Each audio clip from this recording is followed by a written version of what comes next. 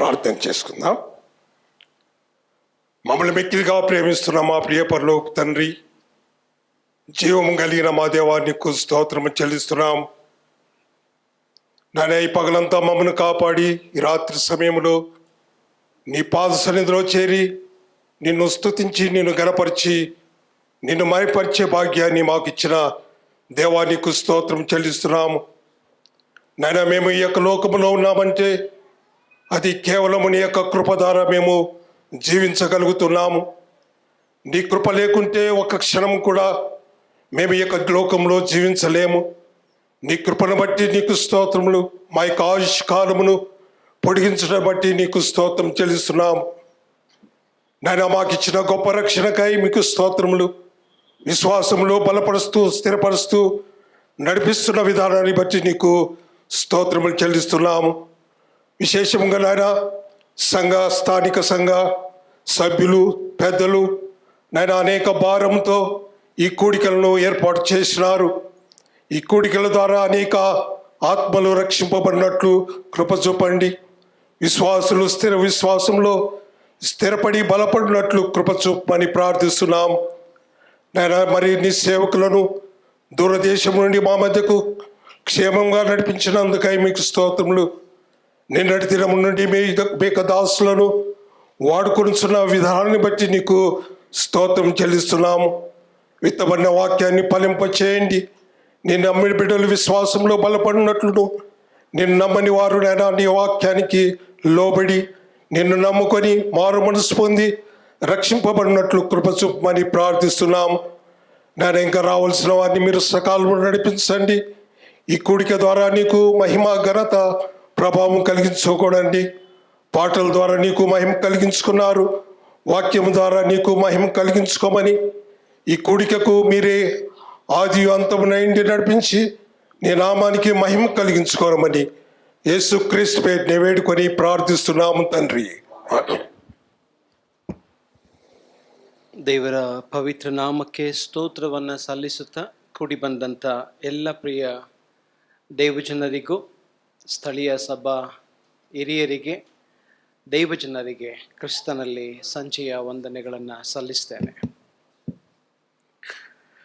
ಬೆಳಿಗ್ಗೆ ಮುಂಜಾನೆ ನಾವು ಕಲಿತಂಥ 2 ಸಂದೇಶಗಳಲ್ಲಿ ಕುಟುಂಬದಲ್ಲಿನ ಸ್ತ್ರೀಯ ಜವಾಬ್ದಾರಿಕೆಗಳು ಏನು ಎಂಬುದಾಗಿ ನಾವು ಕಲಿಯುತ್ತಾ ಬಂದಿದ್ದೇವೆ.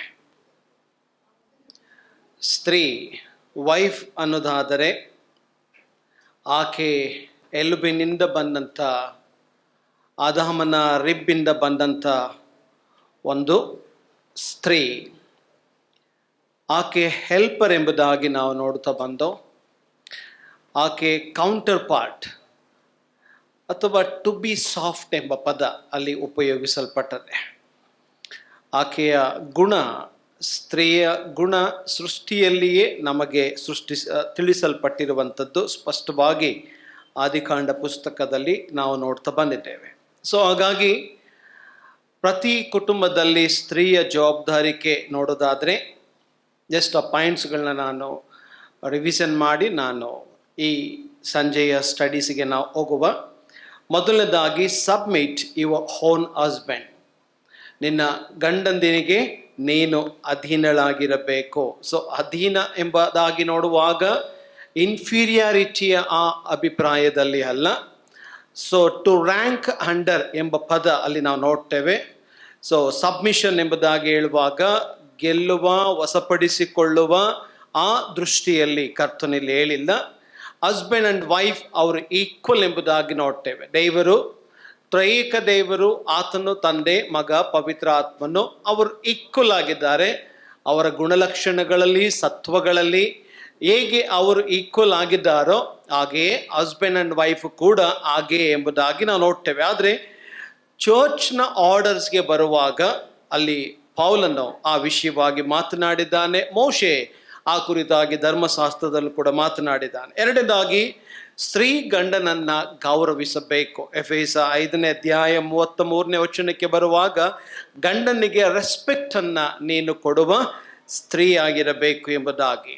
ಅಬ್ರಹಾಮನು ಮತ್ತು ಸಾರಳ ಆ ಕುಟುಂಬ ಜೀವಿತದಲ್ಲಿ ಸಾರಳು ಕೊಟ್ಟಂತ ರೆಸ್ಪೆಕ್ಟ್ ಅನ್ನ ಕುರಿತು ಪೇತ್ರನು ಮಾತನಾಡಿದ್ದಾನೆ ಮತ್ತು ಆದಿಕಾಂಡ ಪುಸ್ತಕದಲ್ಲಿ ಮೋಶೆ ಕೂಡ ಬರೆದಿದ್ದಾನೆ. ಮೂರನೇದಾಗಿ ಸ್ತ್ರೀ ಗಂಡನನ್ನ ಪ್ರೀತಿಸಬೇಕು, ಲವ್ ಹಿಮ್ ಎಂಬುದಾಗಿ ತೀತನ ಪತ್ರಿಕೆ 2ನೇ ಅಧ್ಯಾಯ 4ನೇ ವಚನದಲ್ಲಿ ಆಕೆಯು ತನ್ನ ಗಂಡನನ್ನು ಮಕ್ಕಳನ್ನ ಪ್ರೀತಿಸಬೇಕು ಎಂಬುದಾಗಿ ನಾವು ನೋಡುತ್ತಾ ಬಂದು. 4ನೇದಾಗಿ ವರ್ಕಿಂಗ್ ಅಟ್ ಹೋಮ್ ಎಂಬುದಾಗಿ, ಆಕೆ ಮನೆಯಲ್ಲಿ ಕೆಲಸ ಮಾಡುವವಳು. ಹಾಗಾದ್ರೆ ಜಾಬ್ಗೆ ಹೋಗ್ಬೇಕು ಎಂಬ ದೃಷ್ಟಿಯಲ್ಲಿ ಮಾತನಾಡ್ತಾ ಇಲ್ಲ, ಅಥವಾ ಜಾಬ್ ಬಿಡಬೇಕು ಎಂಬುದಾಗಿಯೂ ಅಲ್ಲ. ಆಕೆಗೆ ಮನೆಯಲ್ಲಿ ಆದ ಪ್ರೈಮರಿ ರೆಸ್ಪಾನ್ಸಿಬಿಲಿಟಿ ಇದೆ, ತನ್ನ ಗಂಡನ ಕಡೆಗೆ ಮತ್ತು ಮಕ್ಕಳ ವಿಷಯವಾಗಿ ಆ ಕಾರ್ಯಗಳಲ್ಲಿ ಆಕೆ ಮೊದಲಾಗಿ ತೊಡಗಿಸಿಕೊಳ್ಳಬೇಕು ಎಂಬುದಾಗಿ ನಾವು ಕಲಿತಾ ಬಂದವು. ನೆಕ್ಸ್ಟ್, ಸ್ತ್ರೀ ಕಾಂಪಿಟೇಟರ್ ಅಲ್ಲ, ಕೌಂಟರ್ ಪಾರ್ಟ್ ಎಂಬುದಕ್ಕೆ ನಾವು ಜ್ಞಾನೋಕ್ತಿಗಳ ಪುಸ್ತಕ 31ನೇ ಅಧ್ಯಾಯದ 10ನೇ ವಚನದಲ್ಲಿ ಆ ಸ್ತ್ರೀ ಹೇಗೆ ತನ್ನ ಗಂಡನಿಗೆ ಹಿತವನ್ನ ಮಾಡಿದಳು ಎಲ್ಲಾ ವಿಷಯಗಳಲ್ಲಿ ಎಂಬುದಾಗಿ ನಾವು ಕಲಿತಾ ಬಂದವು. ನೆಕ್ಸ್ಟ್, ಆಕೆಯ ಒಂದು ಡ್ರೆಸ್ ಒಂದು ಮಾಡೆಸ್ಟಿ ಆಗಿರಬೇಕು, ಮಾದರಿಯಾಗಿರಬೇಕು, ಗೌರವದಿಂದ ಕೂಡಿರಬೇಕು. ಸೊ ಲೋಕದ ಜನರ ಒಂದು ಅಟ್ರಾಕ್ಷನ್ಗೆ ಒಳಗಾಗುವ ರೀತಿಯಲ್ಲಿ ಆಕೆ ಬಟ್ಟೆಯನ್ನು ಧರಿಸಬಾರದು, ಅದು ಡಿಸೆನ್ಸಿ ಆಗಿರಬೇಕು ಎಂಬುದಾಗಿ ನಾವು ಕಲಿತು ಬಂದವು. ಸೊ ನೆಕ್ಸ್ಟು ಆಕೆಯ ಒಂದು ಬಿಹೇವಿಯರ್, ಸೊ ಅದು ಸೆನ್ಸಿಬಲ್ ಆಗಿ ಅಥವಾ ಕಂಟ್ರೋಲ್ಡ್, ಸೆಲ್ಫ್ ಕಂಟ್ರೋಲ್ನಿಂದ ಕೂಡಿದಂಥ ಸ್ವ ನಿಯಂತ್ರಣ ಆಕೆಯ ಜೀವಿತದಲ್ಲಿ, ಆಕೆ ತಿನ್ನುವ ಆಹಾರ ಮತ್ತು ಆಕೆಯ ಮಾತು, ಆಕೆಯ ಜೀವಿತ ಟೋಟಲಿ ಆಕೆಯಲ್ಲಿ ಸೆಲ್ಫ್ ಕಂಟ್ರೋಲ್ ಇರಬೇಕು.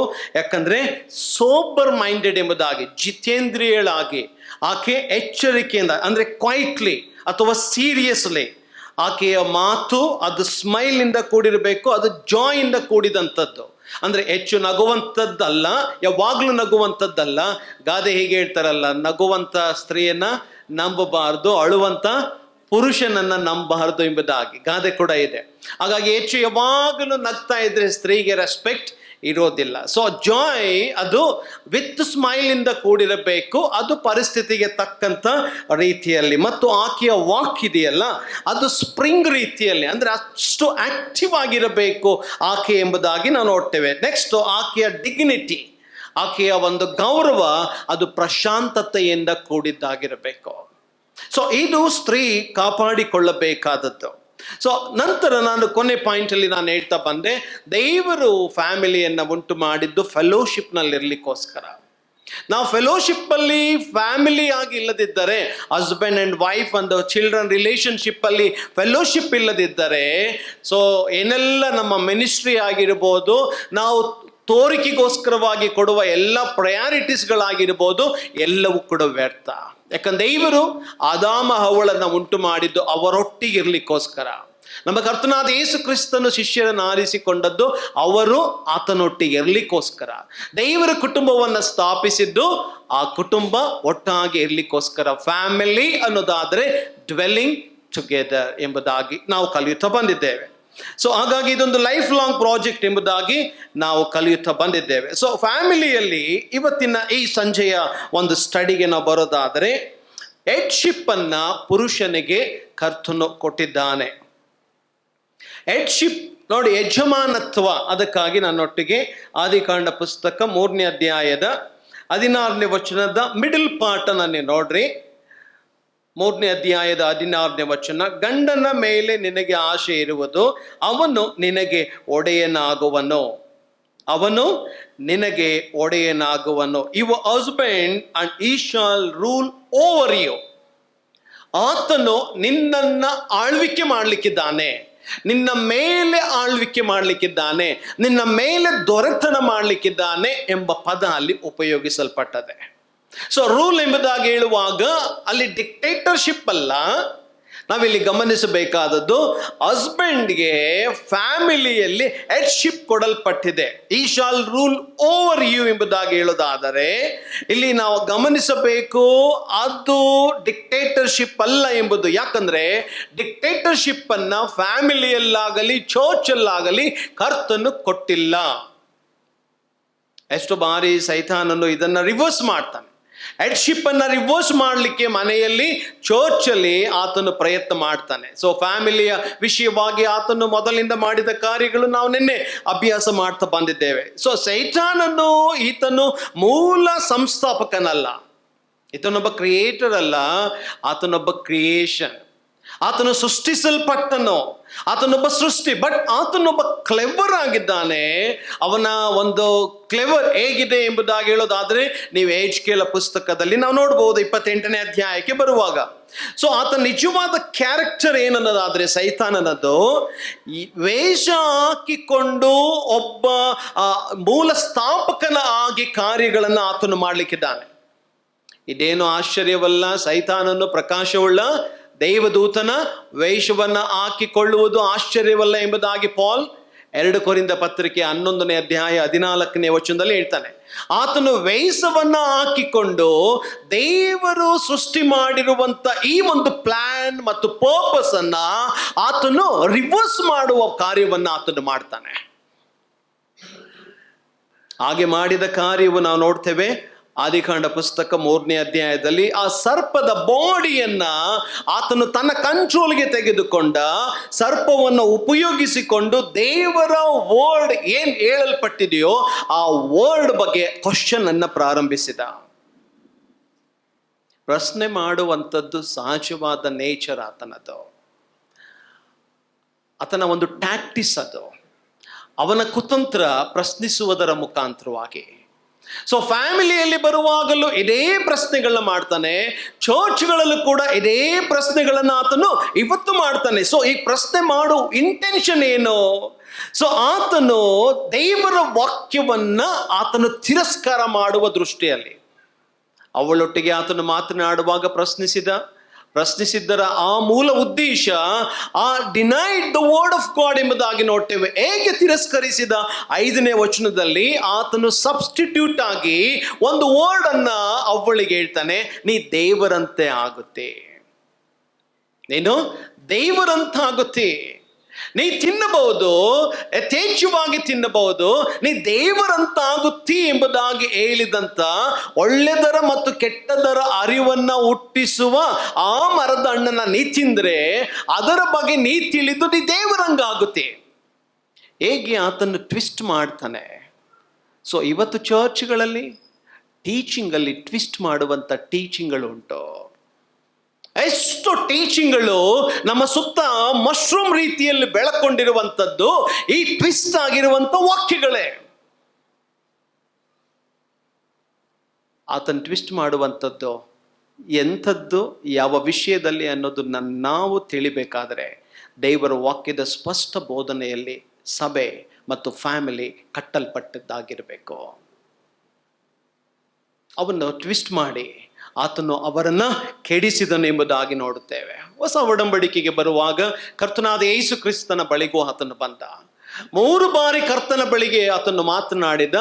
ಆ ಕಲ್ಲನ್ನ ರೊಟ್ಟಿ ಮಾಡ್ಲಿಕ್ಕೋಸ್ಕರವಾಗಿ, 2ನೇದಾಗಿ ಆತನು ಬೀಳ್ಲಿಕ್ಕೋಸ್ಕರವಾಗಿ, 3ನೇದಾಗಿ ತನಗೆ ವರ್ಷಿಪ್ ಮಾಡುವ ವಿಷಯವಾಗಿ 3 ಸ್ಟೇಜಸ್ ಅಲ್ಲಿ ಆತನು ಅಟೆಂಪ್ಟ್ ಮಾಡಿದ. ಆ ಪ್ರಯತ್ನ ಆತನು ಸೋತು ಹೋದ ಕಾರಣ ವಾಕ್ಯದ ಮುಖಾಂತರ ಕರ್ತನು ಆತನಿಗೆ ಆನ್ಸರ್ ಮಾಡಿದ್ದು. ಕರ್ತನು ಹೇಳಿದ್ದೇನು? ಆತನು ಹೇಳಿದೊಂದು ಮಾತು, ಇಟ್ ಈಸ್ ರಿಟನ್, ಹೀಗೆ ಬರೆಯಲ್ಪಟ್ಟದೆ, ಇಟ್ ಈಸ್ ರಿಟನ್. ಯಾವ ರೀತಿಯ ಟ್ಯಾಕ್ಟಿಕ್ಸ್ ಅನ್ನ ಅವನು ಯೂಸ್ ಮಾಡ್ತಾನೋ, ಅವನ ಸ್ಟ್ರಾಟಜಿಯನ್ನ ನಾವು ಅರ್ಥ ಮಾಡಿಕೊಳ್ಳದಿದ್ದರೆ ದೇವರ ವಾಕ್ಯ ಅದಕ್ಕೆ ಪ್ರತಿಯಾಗಿ ಉಪಯೋಗಿಸಿ ಆತನನ್ನ ಎದುರಿಸಲಿಕ್ಕೆ ಸಾಧ್ಯವಾಗೋದಿಲ್ಲ. ಸೊ ನಾನು ಆತನ ಎದುರಿಸಬೇಕಾದ್ರೆ ಬರೆಯಲ್ಪಟ್ಟ ವಾಕ್ಯವನ್ನ ನಾವು ತಿಳಿಬೇಕು.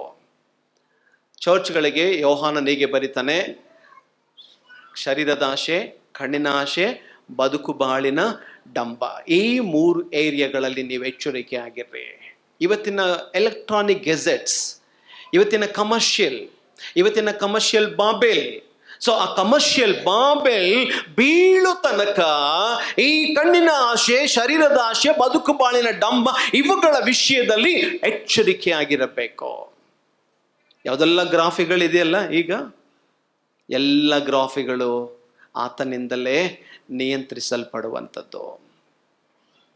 ಎಷ್ಟೋ ಯೂತ್ಸ್ ಈ ವಿಷಯವಾಗಿ ಅವನನ್ನ ಇಮಿಟೇಟ್ ಮಾಡುವ, ವರ್ಲ್ಡ್ ಇಂದ ಅಟ್ರಾಕ್ಟ್ ಆಗಿರುವಂತ ಪರಿಸ್ಥಿತಿಯಲ್ಲಿ ಜನ ಇದ್ದಾರೆ. ಇವತ್ತಿನ ಕ್ರೈಸ್ತರು ಹಾಗೆ ಜೀವಿಸುವಂಥದ್ದುಂಟು.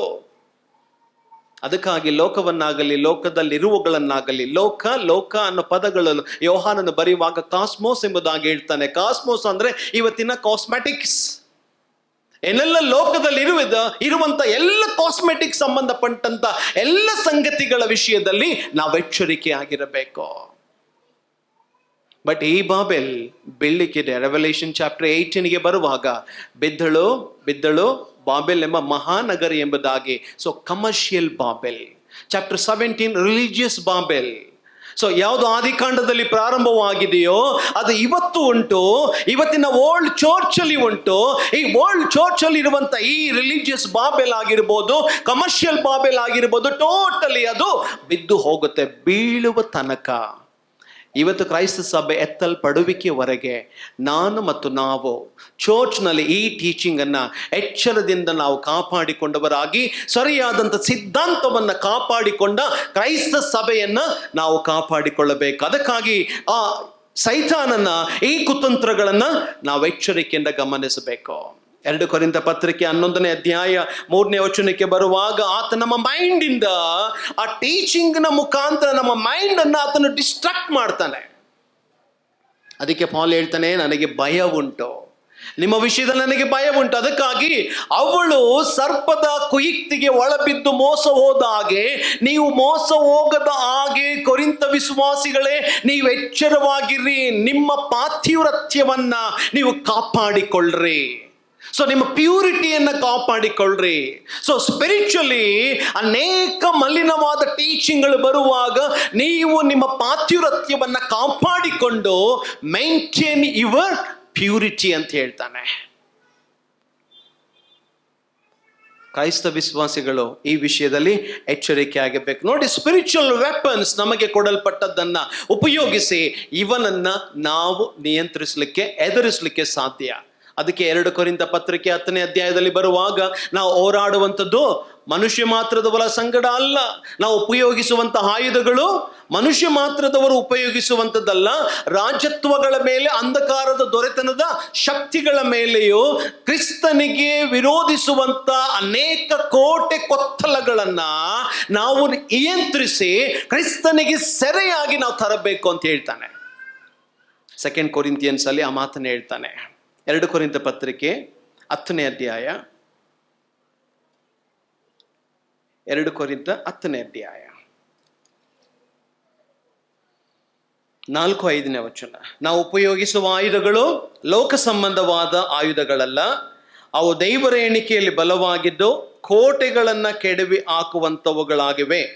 ನಾವು ವಿತರ್ಕಗಳನ್ನ, ದೈವ ಜ್ಞಾನವನ್ನ ವಿರೋಧಿಸುವುದಕ್ಕೆ ಏರಿಸಲ್ಪಟ್ಟಿರುವ ಉನ್ನತವಾದ ಎಲ್ಲ ಕೊತ್ತಲಗಳನ್ನ ಕೆಡವಿ ಹಾಕಿ, ಉನ್ನತವಾದ ಎಲ್ಲ ಥಾಟ್ಸ್ಗಳು, ಏನೆಲ್ಲ ಥಾಟ್ಗಳನ್ನ ಈ ಡೆವಿಲ್ ನಮ್ಮ ಬಳಿಯಲ್ಲಿ ಬರಮಾಡ್ತಾನೋ ಆ ಎಲ್ಲ ಥಾಟ್ಸ್ಗಳನ್ನ ನಾವು ಕ್ಯಾಪ್ಟಿವ್ ಮಾಡಬೇಕು, ಸೆರೆ ಹಿಡಿಬೇಕು, ಕ್ರಿಸ್ತನಿಗೆ ಅದು ವಿಧೇಯವಾಗುವ ಹಾಗೆ ನಾವು ಮಾಡಬೇಕು. ಇದೆಲ್ಲವೂ ಕೂಡ ಆ ಥಾಟ್ಸ್ಗಳನ್ನು ಬರಮಾಡುವಂಥದ್ದು ಡಿಸೊಬೆ ಆಗುವ ಕಾರ್ಯದಲ್ಲೇ. ಸೊ ಇದು ಚರ್ಚ್ ಮಾಡಬೇಕಾದಂಥ ಒಂದು ರೆಸ್ಪಾನ್ಸಿಬಿಲಿಟಿ. ಎಫೆಸಿಯನ್ಸ್ ಚಾಪ್ಟರ್ 6ಗೆ ಬರುವಾಗ ಅಲ್ಲಿ ಕೊಡಲ್ಪಟ್ಟ 7 ಸರ್ವಾಯುಧಗಳ ಬಗ್ಗೆ ನಮಗೆ ಪಟ್ಟಿ ಉಂಟು. ಸೊ ಎಲ್ಲವನ್ನ ಧರಿಸಿಕೊಂಡವರಾಗಿ ನಾವು ಇವನ ಬೋಧನೆಗೆ ವಿರುದ್ಧವಾಗಿ ನಾವು ಹೋರಾಡಬೇಕು. Do or die. Gandhiji statement ಅದೇ ಅಲ್ಲ, ನೀ ಮಾಡೋ ಇಲ್ಲ ಮಾಡಿ. ಒಬ್ಬ ಕ್ರೈಸ್ತ ವಿಶ್ವಾಸಿ ನಾವು ಗಮನಿಸಬೇಕು, ಕ್ರೈಸ್ತ ಫ್ಯಾಮಿಲಿ ಗಮನಿಸಬೇಕು, ಕ್ರೈಸ್ತ ಚರ್ಚ್ ಗಮನಿಸಬೇಕು. ನಾವು ಬ್ಯಾಟಲ್ ಫೀಲ್ಡ್ ಅಲ್ಲಿ ಇದ್ದೀವಿ ವಿನಃ ಪ್ಲೇ ಗ್ರೌಂಡ್ ನಲ್ಲಿ ಇಲ್ಲ. ಎಷ್ಟು ಬಾರಿ ನಾವು ಲಘುವಾಗಿ ಅನೇಕ ಸಂಗತಿಗಳನ್ನು ಪರಿಗ್ರಹಿಸ್ತೇವೆ. ಅನೇಕ ಜೆಹೋವಿಸ್ನ ಟೀಚಿಂಗ್ಗಳು, ಕ್ರಿಸ್ಟಡೆಲ್ಫಿಯನ್ಸು, ಕ್ರಿಶ್ಚಿಯನ್ ಸೈನ್ಸು, ಇಂಥ ಅನೇಕ ಟೀಚ್ ಮಾಡುವಂಥ ಅನೇಕರು ಡೋರ್ ಬಳಿಗೆ ಬರುವಾಗ ಕೆಲವು ಬುಕ್ಸ್ಗಳನ್ನು ತಕೊಂಡು ಅವರನ್ನು ಅಕ್ಸೆಪ್ಟ್ ಮಾಡಿಕೊಂಡು ಅವರಿಗೆ ವೆಲ್ಕಮ್ ನೀನು ಮಾಡೋದಾದರೆ, ಕ್ರೈಸ್ತನ ದೈವತ್ವವನ್ನು ಅಳ್ಳಗಳೆಯುವ ಅವರನ್ನು ನೀ ಸೇರಿಸಿಕೊಂಡದ್ದಾದರೆ ಅವರೊಂದಿಗೆ ನೀನು ಕೂಡ ಪಾಲುಗಾರನಾದ ಹಾಗೆ.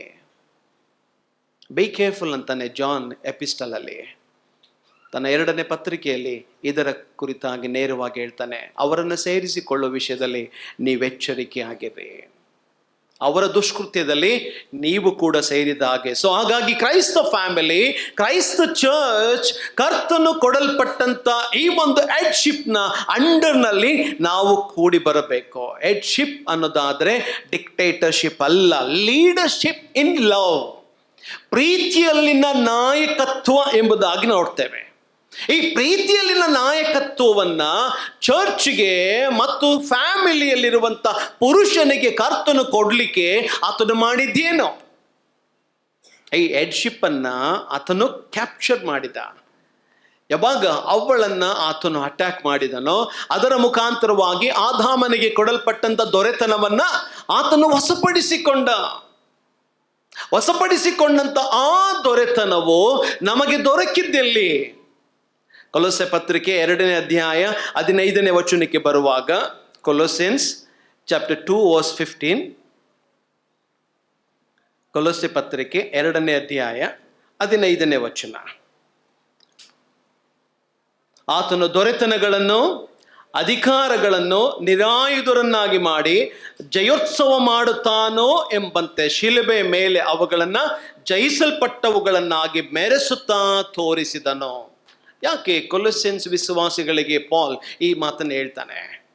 ಯಾವ ದೊರೆತನವನ್ನ ಆದಾಮನಿಗೆ ಕೊಡಲ್ಪಟ್ಟದ್ದನ್ನ ಸೈತಾನನು ವಶಪಡಿಸಿಕೊಂಡನೋ, ಆ ದೊರೆತನವನ್ನ ಮತ್ತೆ ದೇವರು ನಮಗೆ ಕೊಡ್ಲಿಕ್ಕೋಸ್ಕರ ತನ್ನ ಮಗನಾದ ಯೇಸು ಕ್ರಿಸ್ತನನ್ನ ಶಿಲುಬೆಗೆ ಒಪ್ಪಿಸಿದನೋ.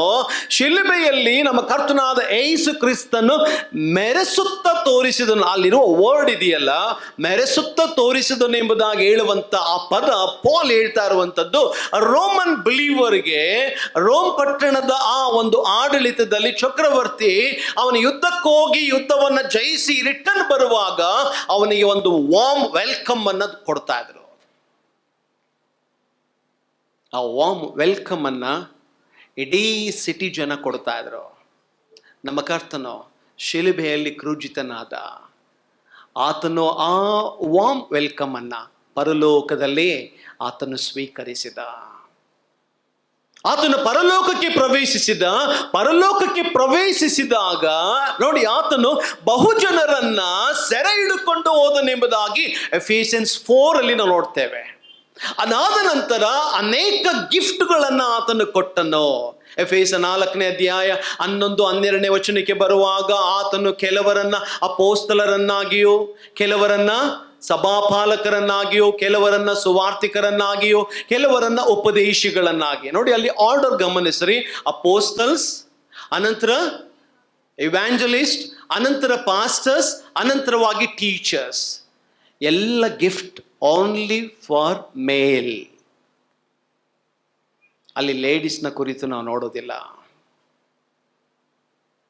ಅಪೋಸ್ತಲ್ ಅಂದ್ರೆ ಪುರುಷನು. ಆ ಗಿಫ್ಟ್ ಆತನೊಂದಿದ್ದು. ಇವ್ಯಾಂಜಲಿಸ್ಟ್, ಅನಂತರ ಫಾಸ್ಟರ್ಸ್ ಅನ್ನೋದು ಪ್ಲೂರಲ್ ಫಾರ್ಮ್, ಬಹುವಚನದಲ್ಲಿ ಉಂಟು. ಬ್ರದರನ್ ಚರ್ಚಲ್ಲಿ ಮಾತ್ರ ಈ ಡಾಕ್ಟ್ರಿನ್ ಉಂಟು. ನಂತರವಾಗಿ ಟೀಚರ್ಸ್, ಇದು ಸಭೆಗೆ ಕೊಡಲ್ಪಟ್ಟ ಗಿಫ್ಟ್. ಈ ಗಿಫ್ಟ್ ಅನ್ನ ಸಭೆಗೆ ಕೊಟ್ಟು ನೋಡಿ, ಆತನು ಎಲ್ಲ ದೊರೆತನವನ್ನ ಜಯಿಸಿದವನಾಗಿ ಪರಲೋಕದಲ್ಲಿದ್ದಾನೆ. ಆತನ ಎಲ್ಲ ಆತನ ಕಂಟ್ರೋಲ್ನಲ್ಲಿ ಇರೋದ್ರಿಂದಲೇ ಚರ್ಚ್ಗೆ ನಮ್ಮ ಕರ್ತನು ಏನಾಗಿದ್ದಾನೆ? ಕೊಲೊಸ್ಸೆ 1ನೇ ಅಧ್ಯಾಯದಲ್ಲಿ, ಎಫೆಸ 1ನೇ ಅಧ್ಯಾಯ 20-21ನೇ ವಚನಕ್ಕೆ ಬರುವಾಗ ಸಭೆ ಎಂಬ ದೇಹಕ್ಕೆ ಆತನು ಶಿರಸ್ಸಾಗಿದ್ದಾನೆ. Church is the body of Christ ಅಂತಾನೆ ಎಫೆಸಿಯನ್ಸ್ ಅಲ್ಲಿ.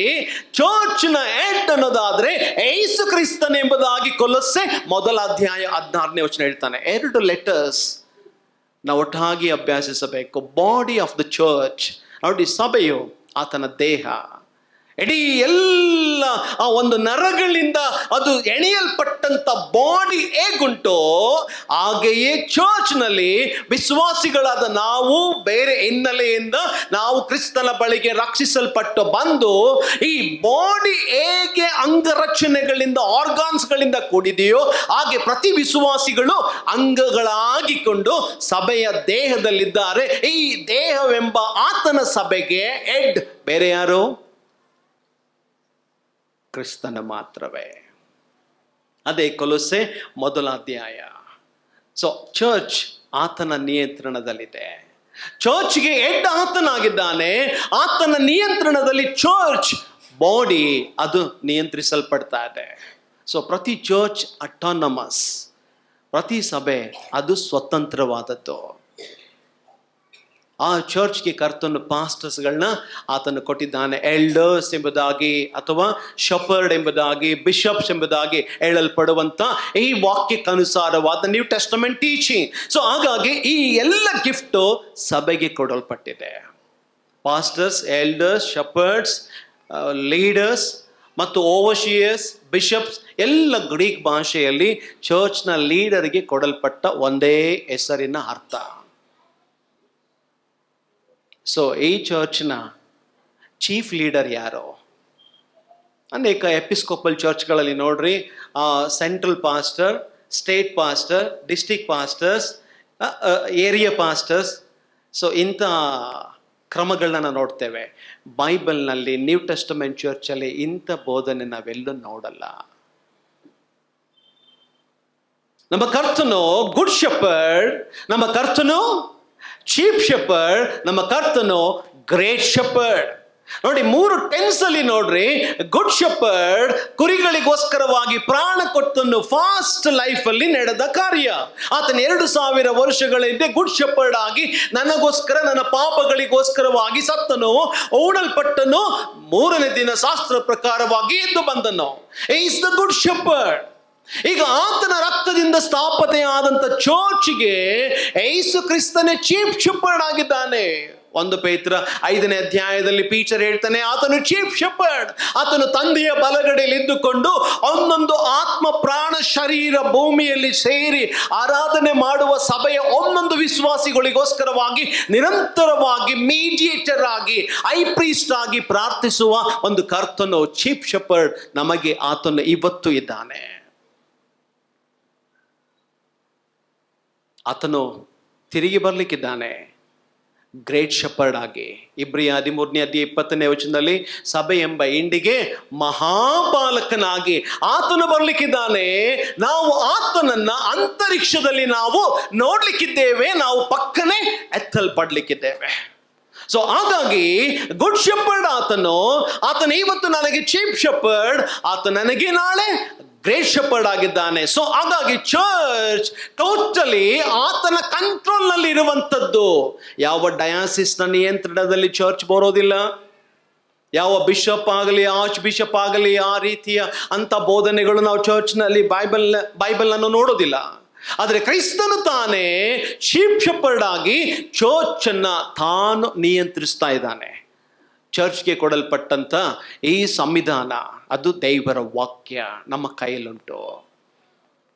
ಈತನೇ ಕ್ರೈಸ್ತ ಫ್ಯಾಮಿಲಿಗೆ ಹೆಡ್ ಆಗಿದ್ದಾನೆ, ಸಭೆಗೆ ಆತನು ಹೆಡ್ ಆಗಿದ್ದಾನೆ, ಸಭೆ ಎಂಬ ದೇಹಕ್ಕೆ ಆತನು ಹೆಡ್ ಆಗಿದ್ದಾನೆ. ಸೊ ಹಾಗಾಗಿ ಪುರುಷನು ಫ್ಯಾಮಿಲಿಯಲ್ಲಿ ಮತ್ತು ಚರ್ಚ್ನಲ್ಲಿ ಅವನ ರೆಸ್ಪಾನ್ಸಿಬಿಲಿಟಿ ನೋಡೋದಾದರೆ, ದೇವರು ಯಾವ ಸ್ಥಿತಿಯಲ್ಲಿ ನಮ್ಮನ್ನು ಕರೆದು ಇಟ್ಟಿದ್ದಾನೋ ಆ ಸ್ಥಿತಿಯಲ್ಲಿ ಅವನಿರಬೇಕು. ಇದು ದೇವರ ಎಕಾನಮಿ. ಆತನ ಸ್ಥಿತಿ ದೇವರು ನೇಮಿಸಿದ್ದಾನೆ. ಆ ಎಕಾನಮಿಯಲ್ಲಿ ನಾವಿರಬೇಕು. ಅದನ್ನೇ ಕೊರಿಂಥದಲ್ಲಿ 1 ಕೊರಿಂಥ 7ನೇ ಅಧ್ಯಾಯ 20ನೇ ವಚನದಲ್ಲಿ, ದೇವರು ನಿನ್ನನ್ನು ಯಾವ ಸ್ಥಿತಿಯಲ್ಲಿ ಕರೆದನೋ ಆ ಸ್ಥಿತಿಯಲ್ಲಿಯೇ ನೀನು ಇರಬೇಕಾದದ್ದು. ಇದು ಡಿವೈನ್ ಸೀನ್ ಎಂಬುದಾಗಿ ನೋಡ್ತೇವೆ. ದೈವಿಕವಾದ ಒಂದು ಚಿತ್ರವಾಗಿ ಚರ್ಚ್ನ ಲೀಡರ್ಶಿಪ್ ಮತ್ತು ಫ್ಯಾಮಿಲಿ ಲೀಡರ್ಶಿಪ್ ಅನ್ನು ದೇವರು ನೇಮಕ ಮಾಡಿದ್ದಾನೆ. ಅದು ಪ್ರಾಪರ್ ಪ್ಲೇಸಲ್ಲಿ ಇರಬೇಕು, ಅದು ಪ್ರಾಪರ್ ಪ್ಲೇಸಲ್ಲಿ ಬರಬೇಕು.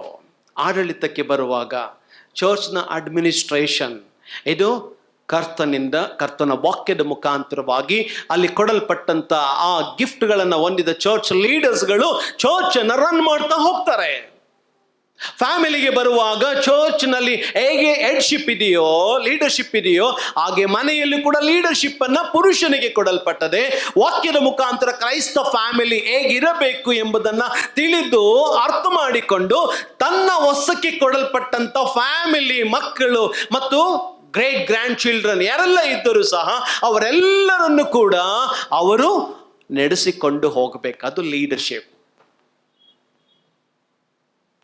ಅದಕ್ಕೆ ಅನೇಕ ಕ್ರೈಸ್ತ ಮನೆಗಳಲ್ಲಿ ಕ್ರಿಸ್ತನ ಹೆಡ್ಶಿಪ್ ಅಂತ ಹಾಕ್ತಾರೆ. ಯಾಕೆ?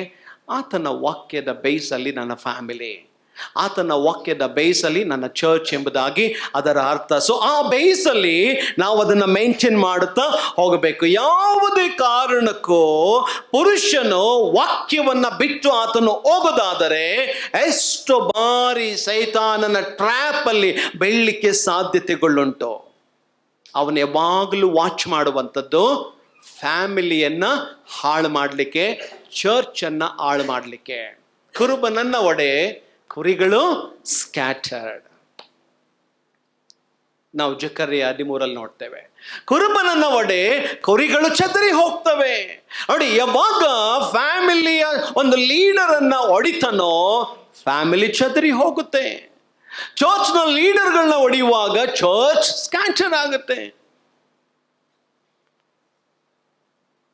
ಇದಕ್ಕೆ ಅವಕಾಶವಾಗಬಾರದ ಚರ್ಚ್ನಲ್ಲಿ ಸ್ಟ್ರಾಂಗ್ ಬೈಬಲ್ ಟೀಚಿಂಗ್ ಅಗತ್ಯತೆ ಉಂಟು. ಆ ಟೀಚಿಂಗ್ನ ಅಡಿಯಲ್ಲಿ ಚರ್ಚ್ ಮತ್ತು ಸಭೆ, ಚರ್ಚ್ ಮತ್ತು ಫ್ಯಾಮಿಲಿ ಇರೋದಾದರೆ ನಾವು ಪ್ರೊಟೆಕ್ಟ್ ಮಾಡಿಕೊಳ್ಳಲಿಕ್ಕೆ ಸಾಧ್ಯ, ಅದು ವಾಕ್ಯದ ಮುಖಾಂತರವಾಗಿ. ಮನೆಯಲ್ಲಿ ಪುರುಷನಿಗೆ ಲೀಡರ್ಶಿಪ್ ಅಂದರೆ ಸ್ತ್ರೀಗಿಂತ ಪುರುಷ ತುಂಬ ಸ್ಪಿರಿಚುವಲ್ ಅಂತನ ಅರ್ಥ? ಎಷ್ಟು ಸ್ತ್ರೀಯರು ತುಂಬ ಸ್ಪಿರಿಚುವಲ್ ಆಗಿರ್ತಾರೆ, ಆದರೆ ಲೀಡರ್ಶಿಪ್ ಅವರಿಗೆ ಕೊಡಲ್ಪಟ್ಟಿಲ್ಲ. ಇಲ್ಲಿ ಗಮನಿಸಬೇಕು, ಮನೆಯಲ್ಲಿ ಯಾವಾಗಲೂ ಚರ್ಚ್ನಲ್ಲಿ ಲೀಡರ್ಶಿಪ್ ಪುರುಷನಿಗೆ, ಮನೆಯಲ್ಲಿ ಲೀಡರ್ಶಿಪ್ ಪುರುಷನಿಗೆ. ಒಂದು ವೇಳೆ ಮನೆಯಲ್ಲಿ ಲೀಡರ್ಶಿಪ್ ಅಲ್ಲಿರುವಂಥ ಪುರುಷನಿಗೆ ಸ್ಪಿರಿಚುವಲಿ ರಿಚ್ ಆಗಿರುವಂಥ, ಸ್ಪಿರಿಚುವಲಿ ಮೆಚುರಿಟಿಯಲ್ಲಿರುವಂಥ ಸ್ತ್ರೀ ಪುರುಷನಿಗೆ ಅಗತ್ಯವಿದ್ದ ಆ ಏರಿಯಾಗಳಲ್ಲಿ ಎನ್ಕರೇಜ್ ಮಾಡಿ ಲೀಡರ್ಶಿಪ್ ಅಲ್ಲಿ ಎಫೆಕ್ಟಿವ್ ಆಗಿ ಮುಂದೆ ಹೋಗಲಿಕ್ಕೆ ಸಪೋರ್ಟ್ ಮಾಡಬಹುದು. ಮನೆಯ ನಾಯಕತ್ವವನ್ನ ನಡೆಸುವ ಪುರುಷನಿಗೆ ಆತ್ಮೀಯವಾಗಿ ಬಲಿಷ್ಠವಾಗಿರುವ ಸಹೋದರಿ, ಯಾವ ಕ್ಷೇತ್ರದಲ್ಲಿ ಆತನು ವೀಕ್ ಇದ್ದಾನೋ ಆ ವೀಕ್ ಇರುವ ಕಡೆಗಳಲ್ಲಿ ಉತ್ತಮವಾದಂಥ ಒಂದು ಎಫರ್ಟ್ ಅನ್ನ ಕೊಡುವ ಮುಖಾಂತರ ಉತ್ತಮ ಲೀಡರ್ಶಿಪ್ ಅನ್ನ ರೂಪಿಸಲಿಕ್ಕೆ ಗಂಡನಿಗೆ ಆಕೆ ಸಪೋರ್ಟ್ ಆಗಿರಬಹುದು. ಅಂತ ಫ್ಯಾಮಿಲಿಗಳು ತುಂಬ ಇವತ್ತು ಕೂಡ ಉಂಟು. ಆದರೆ ಚರ್ಚ್ ಲೀಡರ್ಶಿಪ್ಗೆ ಬರುವಾಗ ಸ್ತ್ರೀಯ ಪಾತ್ರ, ಯಾವ ಇನ್ಫ್ಲೂಯೆನ್ಸ್ ಅಲ್ಲಿ ಬರಕೂಡದು. ಪುರುಷನು ಗಿಫ್ಟೆಡ್ ಚರ್ಚ್ ಲೀಡರ್, ಅವನು ಕರ್ತನ ಸನ್ನಿಧಿಯಲ್ಲಿ ಕೂರಬೇಕು, ದೇವರ ಆತ್ಮನಿಂದ ನಡೆಸಲ್ಪಡಬೇಕು. ಆ ಫ್ಲಾಕ್ನ ವಿಷಯವಾಗಿ ಕರ್ತನೆ ನಿನ್ನ ಚಿತ್ತ ಏನೆಂಬುದಾಗಿ ಕೇಳಬೇಕು. ಭಕ್ತರು ಹಾಗೆ ಪ್ರಾರ್ಥನೆ ಮಾಡಿದ್ದಾರೆ, ದೇವರೇ ನೀ ಕೊಟ್ಟಂತ ಈ ಫ್ಲಾಕ್ ವಿಷಯದಲ್ಲಿ, ಈ ಮಂದಿಯ ವಿಷಯದಲ್ಲಿ ನಿನ್ನ ಚಿತ್ತ ಏನು?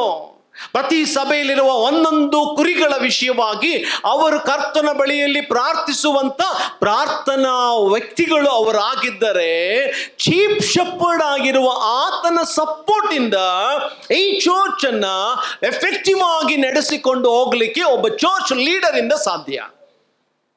ಸೊ ಅವನು ಸಪೋರ್ಟ್ ತಗೋಬೇಕಾಗಿದ್ದು ಚೀಫ್ ಶೆಪರ್ಡ್ ಇಂದ. ಮನೆಯಲ್ಲಿ ಸ್ಪಿರಿಚುವಲಿ ಮೆಚ್ಯೂರಿಟಿಲಿರುವಂಥ ಸ್ತ್ರೀಯಿಂದ ಪುರುಷ ಸಪೋರ್ಟನ್ನು ತಗೋಬಹುದು. ಮೋಶೆ ಇದನ್ನು ಬರೆಯುವಾಗ ಯೋಚನೆ ಮಾಡ್ರಿ, ಆತನು ಆಡಳಿತ ಮಾಡುತ್ತಾನೆ ಎಂಬ ಮಾತು ಆದಿಕಾಂಡ 3ನೇ ಅಧ್ಯಾಯದ 16ನೇ ವಚನದಲ್ಲಿ ನೋಡ್ತೇವೆ. ಹಾಗೆ ಹೇಳಿದ ಮೇಲೆ ಮೋಶೆ ಅದೇ ರೀತಿಯ ಕಾರ್ಯವನ್ನು ಆತನು ಮಾಡ್ತಾನೆ. ದೇವರ ಮಿದ್ಯಾನಲ್ಲಿದ್ದ ಆತನನ್ನು ಕರೆದು, ನೀನು ಹೋಗು, ಐಗುಪ್ತದಲ್ಲಿರುವಂಥ ನನ್ನ ಜನರನ್ನು ಬಿಡಿಸ್ಲಿಕ್ಕಿದ್ದೇನೆ, ನೀನು ಹೋಗಿ ನೀನು ಹೇಳಬೇಕಾದ ಈ ವಿಷಯ ಯಾರೊಟ್ಟಿಗೆ? ವಿಮೋಚನ ಕಾಂಡ 3ನೇ ಅಧ್ಯಾಯದ 16ನೇ ವಚನ ನೀವು ಓದೋದಾದ್ರೆ ಅಲ್ಲಿ ಆ ಲೀಡರ್ಸ್ಗಳನ್ನ ನೀ ಲೀಡರ್ಸ್ಗಳನ್ನ ಕರೆದು ಲೀಡರ್ಸ್ ಒಟ್ಟಿಗೆ ನೀನು ಈ ವಿಷಯವಾಗಿ ಡಿಸ್ಕಷನ್ ಮಾಡು. ದೇವರು ಹೀಗೆ ನನಗೆ ಹೇಳಿದ್ದಾನೆ, ಈ ಒಂದು ಭಾರ ನನ್ನಲ್ಲಿಟ್ಟಿದ್ದಾನೆ, ಸೊ ಈ ವರ್ಕ್ ಅನ್ನ ಮಾಡಲಿಕ್ಕೆ ಕರ್ತನನ್ನು ಕಳುಹಿಸಿದ್ದಾನೆ. ಸೊ ಆತನು ಅಬ್ರಹಾಮನ, ಇಸಾಕನ, ಯಾಕೋಬನ ದೇವರಾಗಿದ್ದಾನೆ. ಸೊ ಹಾಗಾಗಿ ನೀವು ನಾನು ಮಾಡಲಿಕ್ಕಿರುವ ಈ ಒಂದು ಟಾಸ್ಕ್ಗೆ, ಈ ವರ್ಕ್ಗೆ ನಿಮ್ಮ ಸಪೋರ್ಟ್ ಬೇಕು. ಹಾಗಾಗಿ ನೀವು ಇಂಥ ಕಾರ್ಯಗಳನ್ನು ಮಾಡಬೇಕು ಎಂಬುದಾಗಿ ಅಲ್ಲಿರುವಂಥ ಹಿರಿಯರೊಟ್ಟಿಗೆ ಡಿಸ್ಕಷನ್ ಮಾಡಿದ. ಅಲ್ಲಿ ಯಾವ ಸ್ತ್ರೀಯರೊಟ್ಟಿಗೆ ಈ ವಿಷಯವಾಗಿ ಡಿಸ್ಕಷನ್ ಮಾಡಲಿಲ್ಲ. ನೀವು ಜ್ಞಾನೋಕ್ತಿ ಪುಸ್ತಕ 31ನೇ ಅಧ್ಯಾಯಕ್ಕೆ ಬನ್ರಿ.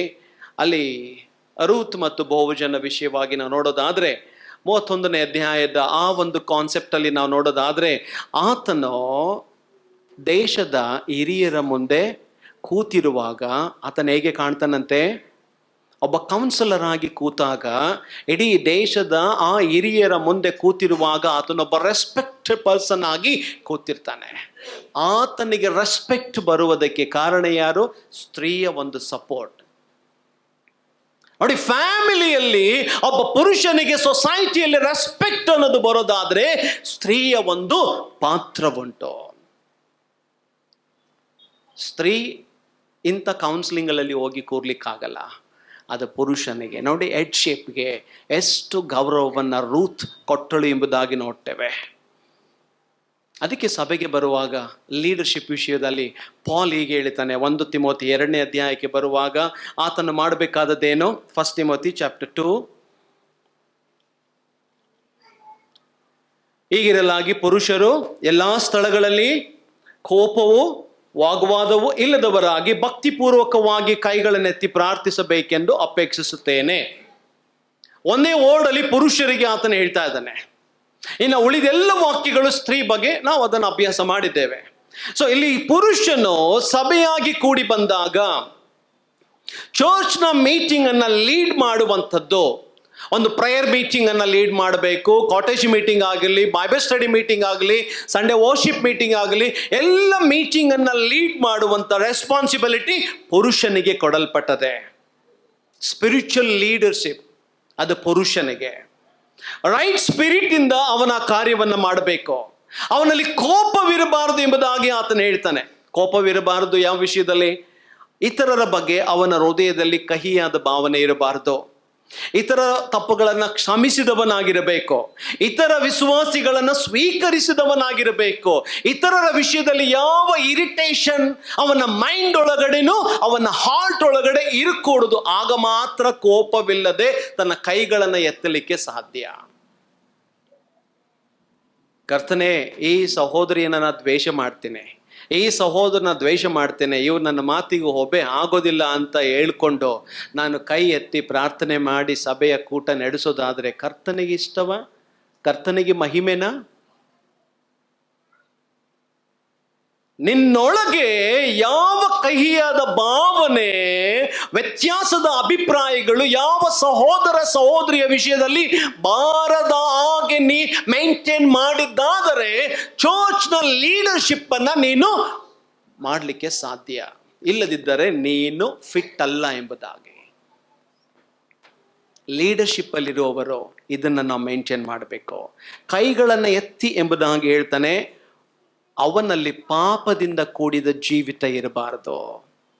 ಅವನಲ್ಲಿ ಯಾವ ದೋಷವಿಲ್ಲದಿರಬಾರದು. ದೋಷವಿಲ್ಲದೆ ಅವನಿರಬೇಕು. ಮತ್ತು ಆತನೊಬ್ಬ ಗೌರವವುಳ್ಳ ವ್ಯಕ್ತಿಯಾಗಿರಬೇಕು, ರೆಸ್ಪೆಕ್ಟೆಡ್ ಪರ್ಸನ್ ಆಗಿರಬೇಕು. ಆಗ ಮಾತ್ರ ಅವನು ಕೈಗಳನ್ನು ಎತ್ತಿ, ನೋಡಿ, ಒಂದು ಬೆನೆಡಿಕ್ಷನ್ ಆಗಿರ್ಬೋದು, ಒಂದು ಕ್ಲೋಸಿಂಗ್ ಪ್ರೇಯರ್ ಆಗಿರ್ಬೋದು, ಇವತ್ತು ಕೂಡ ಅದು ಕೊಡುವಂಥದ್ದು ಯಾರಿಗೆ? Respected believers, matured believer. ಆ ಗಾಂಭೀರ್ಯತೆ, ಗೌರವವನ್ನು ಮೇಂಟೈನ್ ಮಾಡುವವರಿಗೆ ಮಾತ್ರವೇ ಅದು ಏಜ್ ಅಲ್ಲಿ ಕನ್ಸಿಡರ್ ಮಾಡ್ತಾ ಇಲ್ಲ. ಅವನು ಸ್ಪಿರಿಚುವಲಿ ಮೆಚ್ಯೂರ್ಡ್, ಸ್ಪಿರಿಚುವಲಿ ಆತನು ಆನರಬಲ್ ಪರ್ಸನ್.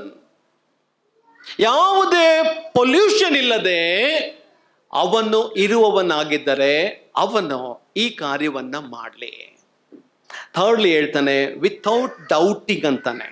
ನೋಡಿ, ಡೌಟ್ ಯಾವ ವಿಷಯದಲ್ಲಿ? ದೇವರ ಶಕ್ತಿಯ ವಿಷಯದಾಗಿ ನಾವು ಮಾತನಾಡುವಾಗ ದೇವರ ಪವರ್ ಬಗ್ಗೆ ನನಗೆ ಡೌಟ್ ಇರೋದಾದರೆ, ಅಥವಾ ದೇವರ ಕೊಡುವಿಕೆಯ ವಿಷಯದಲ್ಲಿ ನನಗೆ ಡೌಟ್ ಇರೋದಾದರೆ, ದೇವರ ಪ್ರಸನ್ನತೆ ವಿಷಯದಲ್ಲಿ ನಾನು ಡೌಟ್ ಇರೋದಾದರೆ ಹೇಗೆ ನಾನೊಬ್ಬ ಲೀಡರ್ ಆಗಿ ಮುಂದುವರಿಲಿಕ್ಕಾಗತ್ತೆ? ಒಬ್ಬ ಸ್ಪಿರಿಚುವಲ್ ಲೀಡರ್ ಅಂದ್ರೆ power of god, grace of god, presence of god ಅನ್ನ, ವರ್ಡ್ ಆಫ್ ಗಾಡ್ ಅನ್ನ ಅವನು ಯಾವಾಗಲೂ ಅನುಭವಿಸುವವನಾಗಿರಬೇಕು. ಅವನಲ್ಲಿ ಗ್ರೇಸ್ ಇರಬೇಕು, ಅವನಲ್ಲಿ ದೇವರ ವಾಕ್ಯ ಇರಬೇಕು, ಅವನಲ್ಲಿ ದೇವರ ಪ್ರಸನ್ನತೆ ಇರಬೇಕು. ಆತನು ದೇವರೊಟ್ಟಿಗೆ ಸಂಪರ್ಕದಲ್ಲಿದ್ದಾಗ ಮಾತ್ರ ದೇವರ ಶಕ್ತಿಯನ್ನು ಅವನು ಅನುಭವಿಸಿ ಇತರರಿಗೆ ಅದು ಪಾಸ್ ಆಗುವ ಆ ಕಾರ್ಯವನ್ನು ಮಾಡಲಿಕ್ಕೆ ಶಕ್ತಿ ಆತನಿಂದ ಇದ್ದರೆ ಮಾತ್ರ ಸಾಕು. ಫಿಸಿಕಲಿ ಅಲ್ಲ, ಸ್ಪಿರಿಚುವಲಿ ಈ ಪವರ್ ಇರಬೇಕು. ದೇವರ ಆತ್ಮನಿಂದ ನಡೆಸಲ್ಪಟ್ಟಾಗ ಮಾತ್ರ. ಸೊ ಚರ್ಚ್ ಲೀಡರ್ಶಿಪ್ಗೆ ಬರುವಾಗ ಹೆಡ್ಶಿಪ್, ಚರ್ಚ್ನಲ್ಲಿ ನೋಡಿ ಎಲ್ಡರ್ಸ್ ಎಂಬುದಾಗಿ ಕರೆಯಲ್ಪಡುವಂಥ ಆ ಹೆಸರಿನವರು ಮಾಡುವಂಥ ಕಾರ್ಯ. ಸೊ ಪ್ರೇಯರ್ ಯಾರಿಗೆಲ್ಲ ಮಾಡಬೇಕು ಅಲ್ಲಿ ಲೀಸ್ಟ್ ಮಾಡಲ್ಪಟ್ಟದೆ. ಸೊ ಹಾಗಾಗಿ ಹೆಡ್ಶಿಪ್ ಅನ್ನ ಚರ್ಚಲ್ಲಿ ಕೊಡಲ್ಪಟ್ಟದೆ, ಹಾಗೆ ಕುಟುಂಬದಲ್ಲಿಯೂ ಕೂಡ ಕೊಡಲ್ಪಟ್ಟದೆ. ನೋಡಿ ಪೀಟರ್ ಒಂದು ಮಾತು ಹೇಳ್ತಾನೆ. ಪೀಟರ್ನ ಮಾತು, ಫಸ್ಟ್ ಪೀಟರ್ ಚಾಪ್ಟರ್ 3 ಮೊದಲ ಪೇತ್ರನ ಪತ್ರಿಕೆ 3ನೇ ಅಧ್ಯಾಯ 7ನೇ ವಚನ. ಅದೇ ರೀತಿಯಾಗಿ ಪುರುಷರೇ, ಸ್ತ್ರೀಯು ಪುರುಷನಿಗಿಂತ ಬಲಹೀನಳೆಂಬುದನ್ನು ಜ್ಞಾಪಕ ಮಾಡಿಕೊಂಡು ನಿಮ್ಮ ಹೆಂಡತಿಯರ ಸಂಗಡ ವಿವೇಕದಿಂದ ಒಗತನ ಮಾಡಿರಿ. ಅವರು ಜೀವವರಕ್ಕೆ ನಿಮ್ಮೊಂದಿಗೆ ಬಾಧ್ಯರಾಗಿದ್ದಾರೆಂದು ತಿಳಿದು ಅವರಿಗೆ ಮಾನವನ್ನು ಸಲ್ಲಿಸಿರಿ. ಹೀಗೆ ನಡೆದರೆ ನಿಮ್ಮ ಪ್ರಾರ್ಥನೆಗಳಿಗೆ ಅಡ್ಡಿ ಇರೋದಿಲ್ಲ. ಯಾಕೆ ಪೀಟರ್ ಈ ಮಾತನ್ನ ಇಷ್ಟು ವಿವರವಾಗಿ ಬರೆದಿದ್ದಾನೆ? 3ನೇ ಅಧ್ಯಾಯದಲ್ಲಿ ಮೊದಲ 6 ವಚನ ಸ್ತ್ರೀ ಬಗ್ಗೆ ಮಾತಾಡಿದ್ದಾನೆ, 7ನೇ ವಚನದಲ್ಲಿ ಪುರುಷನ ಬಗ್ಗೆಯೂ ಮಾತನಾಡಿದ್ದಾನೆ. ನೋಡಿ, ಪಾಲ್ ಸ್ತ್ರೀ ಮತ್ತು ಪುರುಷರು ಸಭೆಯಾಗಿ ಕೂಡಿ ಬಂದಾಗ ಹೇಗಿರಬೇಕು ಎಂಬುದಾಗಿ ಆತನು ಹೇಳ್ತಾನೆ. ಇಲ್ಲಿ ಫ್ಯಾಮಿಲಿ ಬಗ್ಗೆ ಪೀಟರ್ ಇಷ್ಟು ಸವಿಸ್ತಾರವಾಗಿ 7 ವಚನಗಳು ಮಾತನಾಡಲಿಕ್ಕೆ ಕಾರಣವೇನಿರಬಹುದು? ಏನಿರಬಹುದು? ಯಾವ ದೃಷ್ಟಿಯಲ್ಲಿ ಆತನು ಹೇಳ್ತಾ ಇರ್ಬೋದು?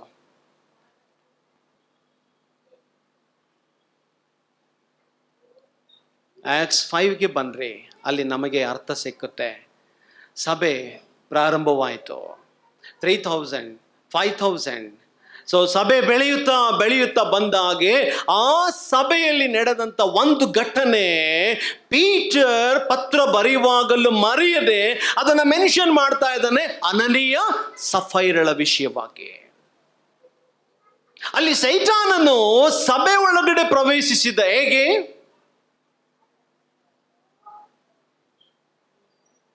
ಹೇಗೆ ಪ್ರವೇಶ ಮಾಡಿದ್ದ? ಏದೇನ್ ತೋಟಕ್ಕೆ ಬರುವಾಗ ಸರ್ಪವನ್ನು ಉಪಯೋಗಿಸ್ಕೊಂಡು ಬಂದ. ಈಗ ಚರ್ಚ್ ಒಳಗಡೆ ಸೈತಾನನ್ನು ಹೇಗೆ ಪ್ರವೇಶಿಸಿದ?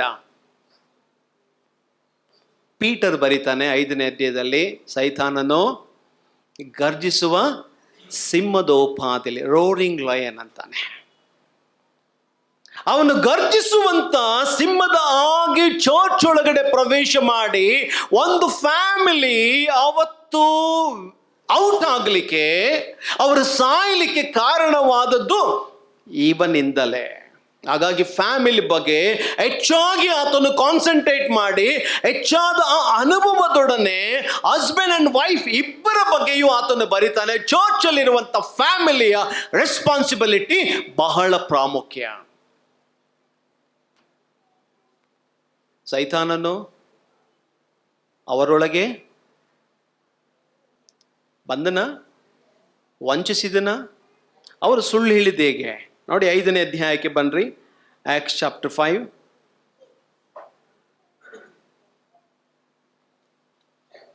5ನೇ ಅಧ್ಯಾಯ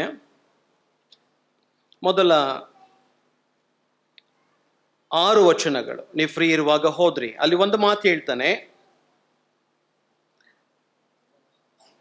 3ನೇ ವಚನ. ಆಗ ಪೇತ್ರನು, ಅನನೀಯ, ಸೈತಾನನು ನಿನ್ನ ಹೃದಯದಲ್ಲಿ. ಸೊ ಬಿಲಿವರ ಈತನು?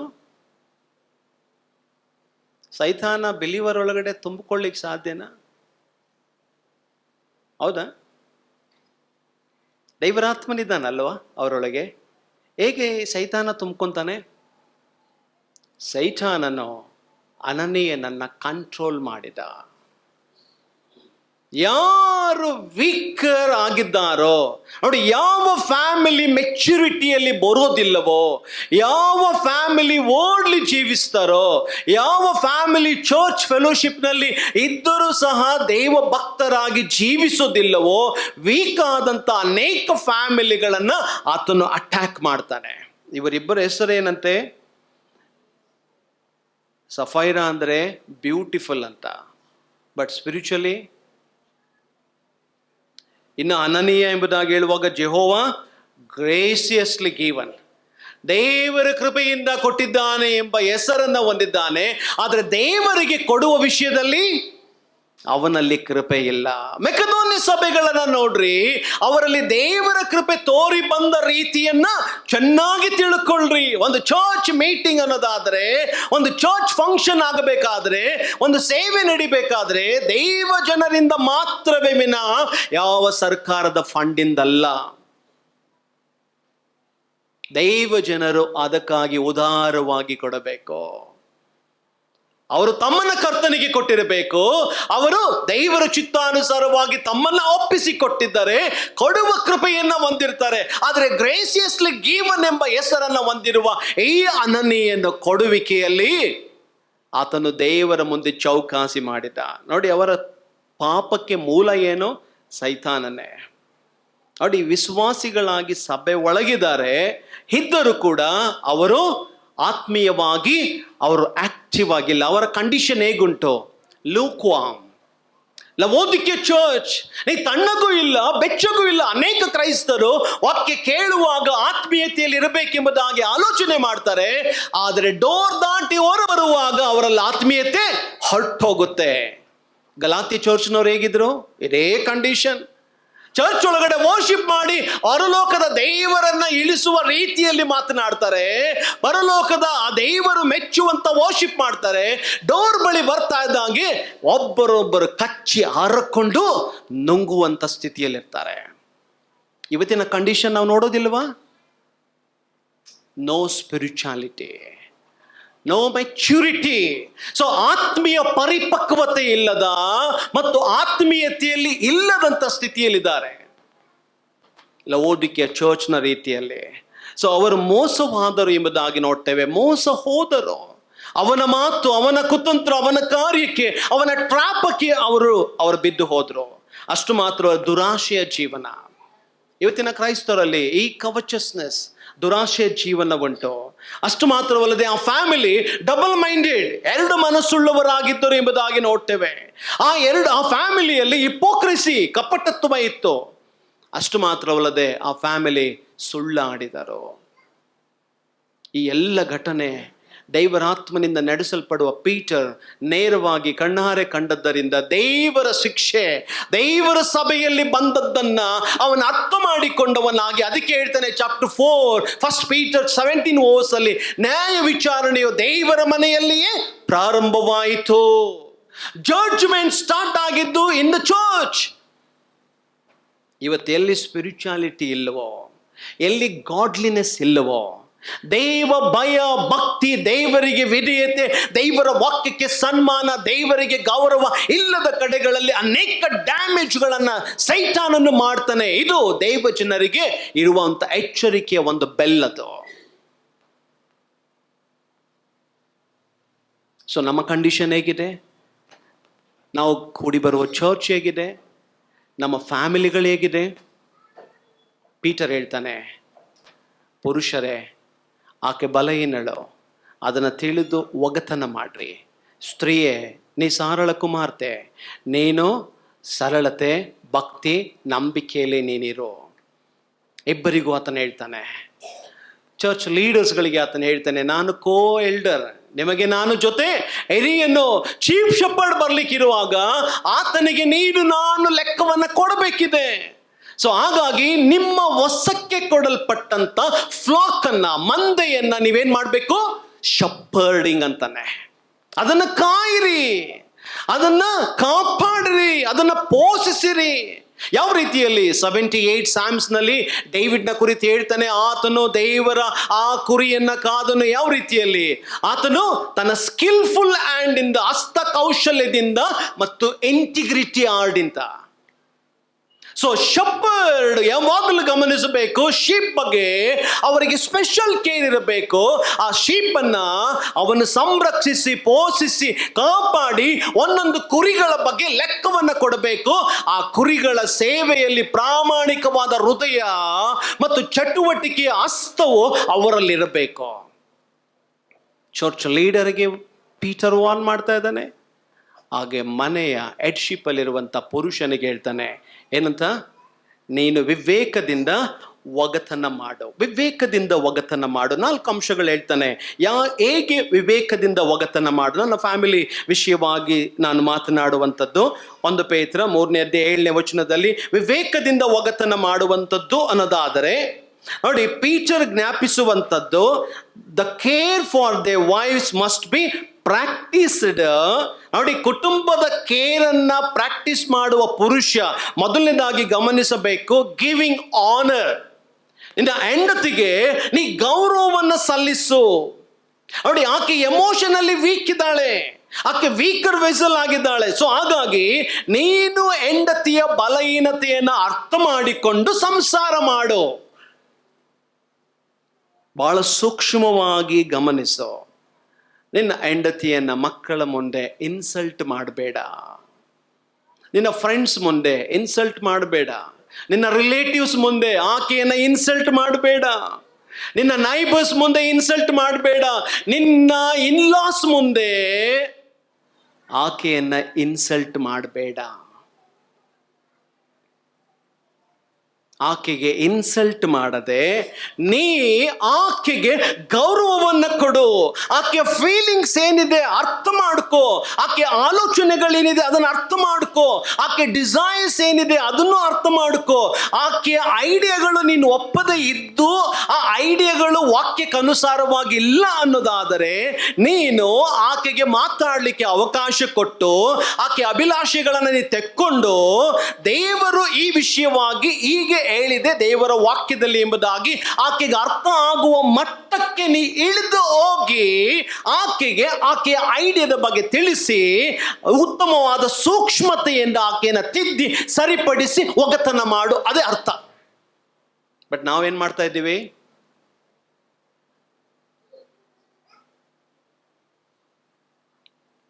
ಬೂಟ್ ಅಂತ ಹೇಳಿ 1-2 ಮಾತಲ್ಲಿ ಅವರನ್ನ ಕೊಂದು ಬಿಡ್ತೀವಿ. ಮಾತಲ್ಲಿ ಹಾಗೆ ತಾನೆ.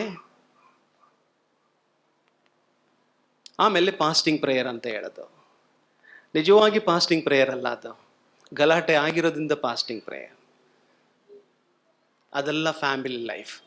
ಪೀಟರ್ ಹೇಳ್ತಾನೆ ವಿತ್ ಎಕ್ಸ್ಪೀರಿಯನ್ಸ್, ಆತನು ಮ್ಯಾರಿಡ್ ಪರ್ಸನ್, ವಿವೇಕದಿಂದ ಒಗತನ ಮಾಡು. ಅಂದ್ರೆ ಎಮೋಷನಲ್ಲಿ ಆಕೆ ವೀಕ್ ಇದ್ದಾಳೆ.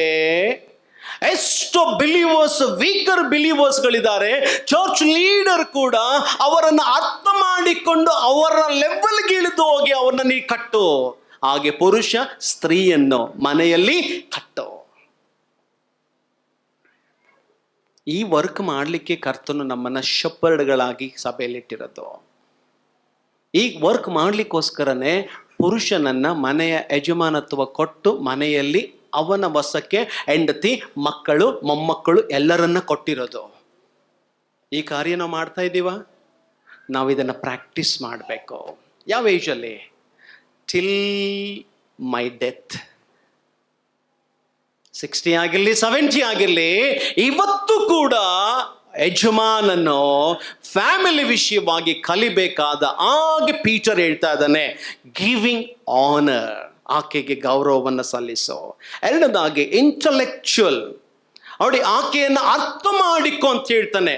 ಆಕೆಯ ಭಾವೋದ್ವೇಗ, ನೋಡಿ ಆಕೆಯ ಮನಸ್ಸಿನ ಆ ಎಲ್ಲ ಸಂಗತಿಗಳ ವಿಷಯವಾಗಿ ವಿತ್ ಅಂಡರ್ಸ್ಟ್ಯಾಂಡಿಂಗ್ ಅಂತಾನೆ. ಅಂದ್ರೆ ಕೋಪ ಮಾಡಿಕೊಂಡ ಪುರುಷ ನೀ ಆ ಕೋಪದಲ್ಲಿಯೇ ಮುಂದುವರಿ ಕೂಡುದು. ಎಫೆಸದಲ್ಲಿ ಹೇಳ್ತಾನೆ 4ನೇ ಅಧ್ಯಾಯದಲ್ಲಿ, ಕೋಪ ಮಾಡಿಕೊಂಡರೆ ಪಾಪ ಮಾಡಬೇಡ, ಕೋಪನ ನೀನು ಬಿಟ್ಟು ಬಿಡು ಅಂತಾನೆ. ಎಷ್ಟರೊಳಗಡೆ? ಅಂದರೆ ಬೆಳಿಗ್ಗೆ ಸನ್ರೈಸಲ್ಲಿ ಸ್ಟಾರ್ಟ್ ಆಯಿತು ಕೋಪ ಅಂದರೆ ಸನ್ಸೆಟ್ ಒಳಗಡೆ ಬಿಟ್ಟು ಬಿಡು ಅಂತ. ಅಂದರೆ ಎಷ್ಟು ಸಮಯ? 12 hours ಅಷ್ಟೇ. ಯಾಕೆ? ಸೈತಾನನಿಗೆ ಅವಕಾಶ. ಆ ವರ್ಡ್ ಇದೆಯಲ್ಲ, ಅದನ್ನ ಹೀಗೆ ನಾನು ಎಕ್ಸ್ಪ್ಲೇನ್ ಮಾಡ್ತೇನೆ. ನೀವು ಒಂದು ವೇಳೆ ಕೋಪದಿಂದ ನೀನು ಹೊರ ಬರಲಿಲ್ಲ ಅಂದರೆ ನಿನ್ನ ಪ್ರೇಯರ್ ವೇಸ್ಟ್, ನಿನ್ನ ವರ್ಷಿಪ್ ವೇಸ್ಟ್, ನಿನ್ನ ಮಿನಿಸ್ಟ್ರಿ ವೇಸ್ಟ್, ನೀ ಟೋಟಲಿ ನಿನ್ನ ಫ್ಯಾಮಿಲಿಯ ವಿಷಯದಲ್ಲಿ ನೀನು ರೆಬಲ್ ಆಗಿದ್ದೆ ಎಂಬುದೇ ಅರ್ಥ.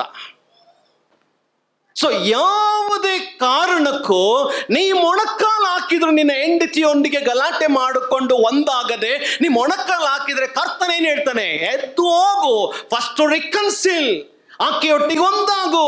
ಸಭೆಗೆ ಬರುವಾಗ ಕರ್ತನೆ ಹೇಳ್ತಾನೆ, ನೀ ಆರಾಧನೆಗೆ ಬರುವಾಗ ಸಹೋದರನ ಮೇಲಿನ ಮೇಲೆ ಏನಾದರೂ ಕೋಪ ಇರೋದಾದ್ರೆ, ನಿನ್ನ ಮನಸ್ಸಿನಲ್ಲಿ ಕಹಿಯಾದ ಭಾವನೆ ಸಹೋದರನ ಮೇಲಿರೋದಾದ್ರೆ, ನೀ ಕಾಣಿಕೆಯನ್ನು ಯಜ್ಞವೇದಿ ಬಳಿ ಬಿಟ್ಟು ಬಿಡು. ಆತನೊಟ್ಟಿಗೆ ಫಸ್ಟ್ ಒಂದಾಗೋ, ಅನಂತರ ಬಂದು ಕಾಣಿಕೆ ಹೇಳಿ. ಅವರೊಟ್ಟಿಗೆ ಒಂದಾಗದೆ ಎಷ್ಟು ಬಾರಿ ನಾ ಕಾಣಿಕೆ ಕೊಟ್ಟಿದ್ದೀನಿ, ಅವರೊಟ್ಟಿಗೆ ಒಂದಾಗದೆ ಎಷ್ಟು ಬಾರಿ ರೊಟ್ಟಿ ಮುರಿದಿದ್ದೇನೆ, ಅವರೊಟ್ಟಿಗೆ ಒಂದಾಗದೆ ಎಷ್ಟು ಬಾರಿ ಪಾತ್ರೆಯಲ್ಲಿ ಪಾನ ಮಾಡಿದ್ದೇನೆ, ಅವರೊಟ್ಟಿಗಿಲ್ಲದೆ ಎಷ್ಟು ಬಾರಿ ಮಿನಿಸ್ಟ್ರಿ ಮಾಡಿದ್ದೇನೆ. ಇದು ದೇವರಿಗೆ ಆಕ್ಸೆಪ್ಟಬಲ್? ನಮಗೆ ಮಾತ್ರ ಸಮಾಧಾನ ಅಷ್ಟೇ. ದೇವರ ವಾಕ್ಯ ನಾನು ಪ್ರಾಕ್ಟೀಸ್ ಮಾಡ್ತಾ ಇಲ್ಲ, ಬರೀ ಥಿಯರಿಯಾಗಿ ಉಳಿದಿದೆ. ವಾಕ್ಯ ಇದು ಥಿಯರಿ ಬುಕ್ ಅಲ್ಲ, ಇದೊಂದು ಪ್ರಾಕ್ಟಿಕಲ್ ಬುಕ್. ಯೇಸು ಮಾತಾಡುವುದಕ್ಕೋ ಮಾಡುವುದಕ್ಕೋ ಏನೆಲ್ಲ ಟೀಚ್ ಮಾಡಿದನೋ ಅದನ್ನು ಪ್ರಾಕ್ಟೀಸ್ ಮಾಡಿದ. ನಾನು ಪ್ರಾಕ್ಟೀಸ್ ಮಾಡದಿದ್ದರೆ ಹೇಗೆ ನಾನು ಈ ಟೀಚಿಂಗ್ ಅನ್ನ ತಿಳಿಯದ ಜನರಿಗೆ ಕೊಡ್ಲಿಕ್ಕೆ ಸಾಧ್ಯ? ನನ್ನ ಟೀಚಿಂಗ್ ಎಫೆಕ್ಟಿವ್ ಆಗಿರುತ್ತಾ? ನನ್ನ ಫ್ಯಾಮಿಲಿ ಲೈಫ್ ಚೆನ್ನಾಗಿಲ್ಲ ಅಂದ್ರೆ ಹೇಗೆ ಫ್ಯಾಮಿಲಿ ಚೆನ್ನಾಗಿರಿ ಅಂತ ನಾ ಕೌನ್ಸಿಲಿಂಗ್ ಮಾಡ್ಲಿಕ್ಕೆ ಸಾಧ್ಯ? ನನ್ನ ಚರ್ಚ್ನ ಕ್ವಾಲಿಟಿ ಇಲ್ಲದೆ ಹೋದ್ರೆ ಇತರ ಚರ್ಚ್ಗೆ ನಾನು ಹೇಗೆ ಟೀಚ್ ಮಾಡ್ಲಿಕ್ಕೆ ಸಾಧ್ಯ?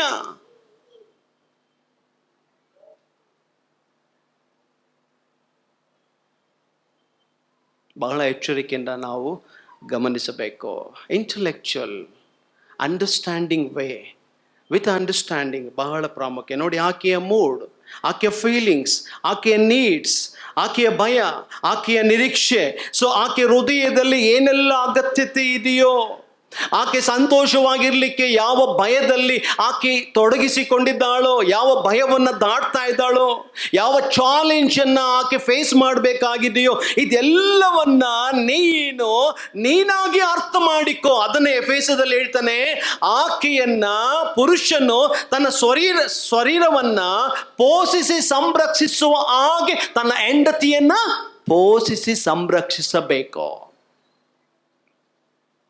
ಸೊ ವಿತ್ ಅಂಡರ್ಸ್ಟ್ಯಾಂಡಿಂಗ್ ಫ್ಯಾಮಿಲಿಯಲ್ಲಿ ಹೆಡ್ಶಿಪ್ಪನ್ನು ಪುರುಷ ಮೇಂಟೈನ್ ಮಾಡಬೇಕು. ಕೇರ್, ಕಮ್ಯುನಿಕೇಷನ್ ಇದೆಲ್ಲ ಬಹಳ ಮುಖ್ಯ. ಕೇರ್ ಆ್ಯಂಡ್ ಕಮ್ಯುನಿಕೇಷನ್ ಇರಬೇಕು ಅಂದರೆ ಪುರುಷ ಅವಾಯ್ಡ್ ಮಾಡಬೇಕಾದ ಅನೇಕ ಸಂಗತಿಗಳಿದೆ.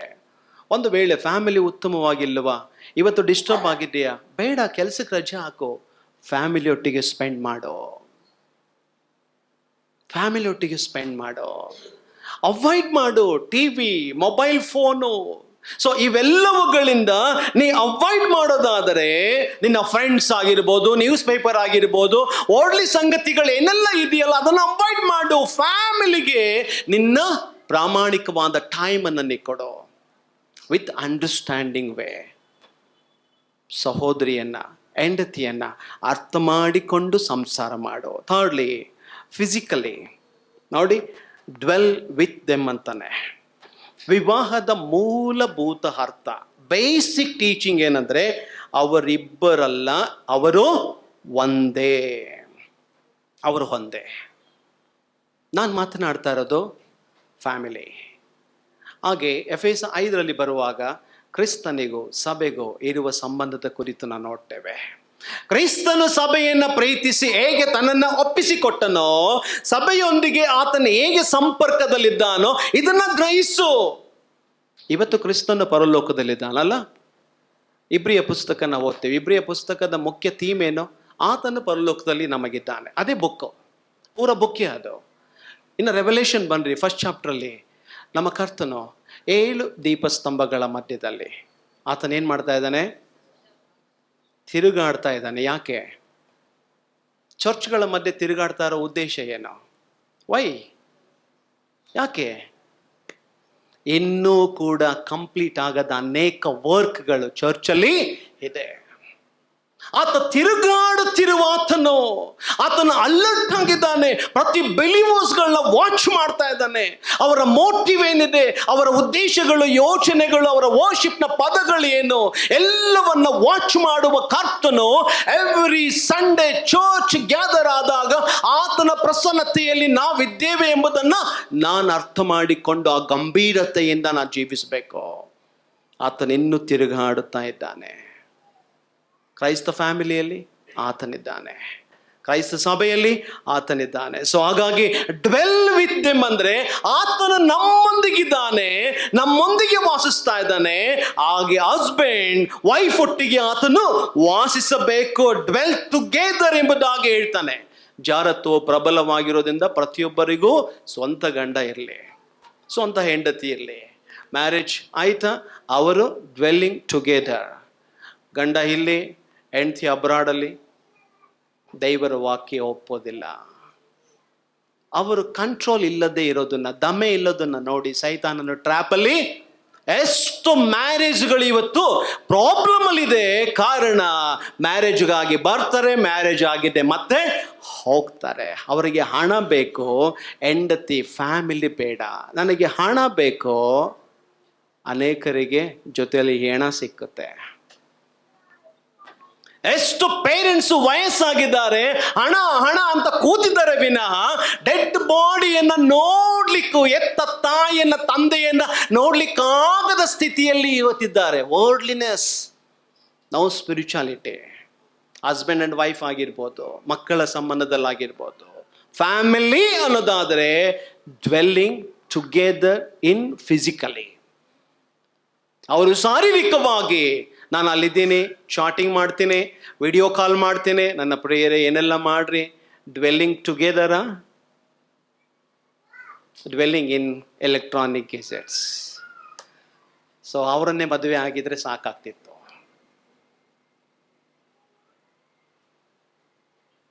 Very Shem. ಇವತ್ತಿನ ಕ್ರೈಸ್ತ ಜೀವಿತದಲ್ಲಿ ಖುಷಿ ಇಲ್ಲ ಅನೇಕರಿಗೆ. ಹಣ ಇದೆ, ಯಾತಕ್ಕೆ? ಪಾಲ್ ಹೇಳ್ತಾನೆ, ಏನು ತಗೊಂಡು ಬಂದಿಲ್ಲ. ಏನು? ಅನ್ನ ವಸ್ತ್ರ ಇದೆಯಾ? ಇದೆ. ದೇವರು ತನ್ನ ಭಕ್ತರಿಗೆ ನಿದ್ರೆಯಲ್ಲೂ ಕೊಡ್ತಾನೆ. ಆಕಾಶದಲ್ಲಿ ಹಾರಾಡೋ ಹಕ್ಕಿಗಳನ್ನ ನೋಡ್ರಿ, ಅವುಗಳಿಗೆ ನಾ ಕೊಡ್ತೇನೆ. ಆ ಹೂಗಳಿಗಿರೋ ಸೌಂದರ್ಯ ನೋಡಿ ಸೊಲೊಮೋನನಿಗೂ ಇರಲಿಲ್ಲ, ಅಂತ ರಿಚ್ ಪರ್ಸನ್ಗೂ ಆ ಬ್ಯೂಟಿ ಇರಲಿಲ್ಲ. ಸೊ ಅವುಗಳಿಗಿಂತ ಹೆಚ್ಚಿನವರಲ್ಲವ. ಇವೆಲ್ಲ ವಾಕ್ಯ ಕೇಳ್ತೇವೆ, ಬಟ್ ನೋ ಪ್ರಾಕ್ಟೀಸ್. ಕರ್ತನ ಹೇಳ್ತಾನೆ, ಫಿಸಿಕಲಿ ಡ್ವೆಲ್ ಟುಗೆದರ್ ಎಂಬುದಾಗಿ ಹೇಳ್ತಾನೆ. ಫೋರ್ತಲಿ, ಫೈನಲಿ, ಸ್ಪಿರಿಚುವಲಿ ನೀವು ಇರಬೇಕು, ಹಸ್ಬೆಂಡ್ ಅಂಡ್ ವೈಫ್ ಅಂತಾನೆ. ಹೇಗೆ? Being heirs together of the grace of life. ನೋಡಿ, ಕೃಪಾ ಜೀವಿತಕ್ಕೆ ನೀ ಬಾಧ್ಯರಾಗಿದ್ದೀರಾ. ಅಲ್ಲಿ ನೋಡ್ರಿ, ಲಾಸ್ಟ್ ವರ್ಡ್ ವರ್ಸ್ 7 ಅಲ್ಲಿ ಪೀಟರ್ ಹೇಳುವಂಥದ್ದು, ಜೀವವರಕ್ಕೆ ಬಾಧ್ಯರಾಗಿದ್ದೀರಾ. ಇದೆಯಾ? ನೀವು 7ನೇ ವಚನದಲ್ಲಿ ಜೀವವರಕ್ಕೆ ನಿಮ್ಮೊಂದಿಗೆ ಬಾಧ್ಯರಾಗಿದ್ದಾರೆ ಎಂದು ತಿಳಿದು ಅವರಿಗೆ ಮಾನವನ್ನ ಸಲ್ಲಿಸರಿ. Being heirs together of the grace of life. ಕೃಪಾ ಜೀವಿತಕ್ಕೆ ನೀನು ಬಾಧ್ಯರಾಗಿದ್ದೀರಾ. ನೋಡಿ, ವೈಫ್ ಕೃಪಾ ಜೀವಿತಕ್ಕೆ ಬಾಧ್ಯರಾಗಿರುವುದರಿಂದ ಹೆಂಡತಿಗೆ ನೀನು ಸೆಂಟ್ರಲ್ ಪ್ಲೇಸ್ ಅನ್ನ ನೀನು ಫ್ಯಾಮಿಲಿಯಲ್ಲಿ ಕೊಡಬೇಕು. ನಿನ್ನ ಲೈಫ್ನ ಪ್ಲೇಸ್ನು ಅದು ಸೆಂಟರ್ ಅನ್ನೋದಾದ್ರೆ ಆ ಹೆಂಡತಿಯೇ ಎಂಬುದಾಗಿ ಹೇಳ್ತಾನೆ. ನಾವು ಜೀವವರಕ್ಕೆ ಬಾಧ್ಯರಾಗಿದ್ದೇವೆ ಅಂದ್ರೆ access to God in relationship with family, equal relationship, equal standing, equal maintain ಎಂಬುದಾಗಿ ಹೇಳ್ತಾನೆ. ಇಬ್ಬರು ಈಕ್ವಲ್ ಆಗಿ ನಿಲ್ಲಬೇಕು, ಇಬ್ಬರು ಈಕ್ವಲ್ ಆಗಿ ವರ್ಶಿಪ್ ಮಾಡಬೇಕು, ಇಬ್ಬರು ಈಕ್ವಲ್ ಆಗಿ ಪ್ರೇಯರ್ ಮಾಡಬೇಕು. So pray together, serve together, worship together, ಅಂತೆ ಎಲ್ಲ ಟುಗೆದರ್ ಒಟ್ಟಾಗಿ. ನೋಡಿ, ನೋಹನ ಫ್ಯಾಮಿಲಿ ನಾವೇ ಒಳಗಡೆ, ಅಬ್ರಾಹ್ಮನು ಫ್ಯಾಮಿಲಿಯಾಗಿ ಬಂದ. ದೇವರು ತೋರಿಸಿರುವಂಥ ಪ್ಲೇಸನ್ನು ನೋಡಿ ನಾನು ಬಂದು ಕರ್ಕೊಂಡು ಹೋಗ್ತೀನಿ ಅಂತ ಅಬ್ರಾಹ್ಮನ ಹೇಳಿಲ್ಲ, ಹೊರಟು ಬಂದ. That is faith. ಎಲ್ಲರನ್ನ ಫ್ಯಾಮಿಲಿಯಾಗಿ ಕರ್ತನು ಕರೆದದ್ದು ಮಾತಾಡಿದ್ದು. ನಿನ್ನನ್ನು ನನ್ನನ್ನು ಫ್ಯಾಮಿಲಿಯಾಗಿ ಕರೆದಿದ್ದಾನೆ, ಫ್ಯಾಮಿಲಿಯಾಗಿ ಇಟ್ಟಿದ್ದಾನೆ, ಫ್ಯಾಮಿಲಿಯಾಗಿ ಚರ್ಚಲ್ಲಿದ್ದೇವೆ. ಇವತ್ತು ಚರ್ಚ್ನ ಬ್ಯಾಕ್ ಬೋನ್ ಉತ್ತಮವಾದ ಫ್ಯಾಮಿಲಿ ಲೈಫಲ್ಲಿ ಇರುವವರಿಂದ ಮಾತ್ರ. ನೀನು ಚರ್ಚ್ಗೆ ಬ್ಯಾಕ್ ಬೋನ್ ಆಗಿ ನೀನಿದ್ದೀಯಾ?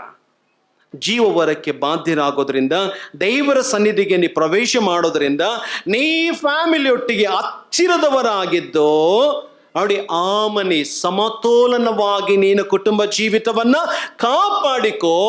ಆಗ ಏನೆಲ್ಲ ಬ್ಲಾಕ್ಸ್ ಬರುತ್ತೋ ಆ ಬ್ಲಾಕ್ಸ್ ಎಲ್ಲ ನೀನೇನ್ ಮಾಡ್ಬೋದು? ಕ್ಲಿಯರ್ ಮಾಡ್ಬೋದು. ಇಲ್ಲಾಂದ್ರೆ ಎಲ್ಲಿ ಯಾವ ಏರಿಯಾದಲ್ಲಿ ಎಷ್ಟು ವೇನಲ್ಲಿ ಬ್ಲಾಕ್ ಆಗಿದೆ ನಿನಗೆ ಗೊತ್ತಿಲ್ಲ. ನೀ ಆಂಜಿಯೋಗ್ರಾಮಿಗೆ ಹೋದಾಗ ಆಗ ಗೊತ್ತಾಗುತ್ತೆ ಇಷ್ಟು ಬ್ಲಾಕ್ ಇದೆ. ಫ್ಯಾಮಿಲಿ ಲೈಫಲ್ಲಿ ಎಷ್ಟು ಬ್ಲಾಕ್ಸ್ಗಳಿದೆ. ಈ ಬ್ಲಾಕ್ಸ್ಗಳನ್ನು ಕ್ಲಿಯರ್ ಆಗಬೇಕಾ? ದೇವರ ವಾಕ್ಯದಲ್ಲಿ ಹೇಳ್ತಾನೆ, ಪುರುಷರೇ, ಸ್ತ್ರೀಯು ಪುರುಷನಿಗಿಂತ ಬಲಹೀನಳು ಎಂಬುದಾಗಿ ತಿಳಿ ನೀ ಜ್ಞಾಪಕ ಮಾಡ್ಕೋ. ನಿಮ್ಮ ಹೆಂಡತಿಯರ ಸಂಗಡ ವಿವೇಕದಿಂದ ಒಗತನ್ನ ಮಾಡು, ಅವರು ಜೀವವರಕ್ಕೆ ಬಾಧ್ಯರಾಗಿದ್ದಾರೆ. ನಿನ್ನ ಪ್ರೇಯರಿಗೆ ಅಡ್ಡಿ ಆಗಬಾರ್ದ? ನೀ ಕರ್ತನೊಟ್ಟಿಗೆ ಸರಿಯಾಗಿದ್ದೀಯಾ ಅನ್ನೋದಾದರೆ ನಿನ್ನ ಫ್ಯಾಮಿಲಿಯೊಟ್ಟಿಗೆ ಸರಿಯಾಗಿದ್ದೀಯಾ? ನೀ ಫ್ಯಾಮಿಲಿಯೊಟ್ಟಿಗೆ ನೀ ಡಿಸ್ಟರ್ಬ್ ಆಗಿಬಿಟ್ಟಿದ್ದೀಯಾ, ಸರಿ ಇಲ್ಲ, ಉತ್ತಮ ಕಮ್ಯುನಿಕೇಶನ್ ಇಲ್ಲ ಅಂದ್ರೆ ನನ್ನ ಪ್ರಿಯ ಸಹೋದರ, ನೀನು ದೇವರೊಟ್ಟಿಗೂ ಸರಿ ಇಲ್ಲ. ನೀನು ಅಂದುಕೋಬಹುದು ದೇವರೊಟ್ಟಿಗೆ ನಾನು ಸರಿ, ಚರ್ಚ್ ಆಕ್ಟಿವಿಟಿನಲ್ಲಿ ಬಹಳ ಆಕ್ಟಿವ್ ಆಗಿದ್ದೀನಿ ಎಂಬುದಾಗಿ. ಬಟ್ ನೀ ಫ್ಯಾಮಿಲಿ ಮಕ್ಕಳೊಟ್ಟಿಗೆ ಚೆನ್ನಾಗಿದ್ದೀಯಾ? ಕಣ್ಣಿಗೆ ಕಾಣದ ದೇವರೊಟ್ಟಿಗೂ ನೀ ಚೆನ್ನಾಗಿದ್ದೀಯಾ? ಇಲ್ಲಿ ಚೆನ್ನಾಗಿಲ್ಲವಾ? ಅಲ್ಲೂ ಚೆನ್ನಾಗಿಲ್ಲ. ಒಂದು ವರ್ಡ್ ನಾನು ಹೇಳಿ ಮುಗಿಸ್ತೇನೆ. ಪ್ರಸಂಗಿ ಒಂದು ಮಾತು ಹೇಳ್ತಾನೆ ನೋಡ್ರಿ. ಪ್ರಸಂಗಿ 9ನೇ ಅಧ್ಯಾಯದ 9ನೇ ವಚನ.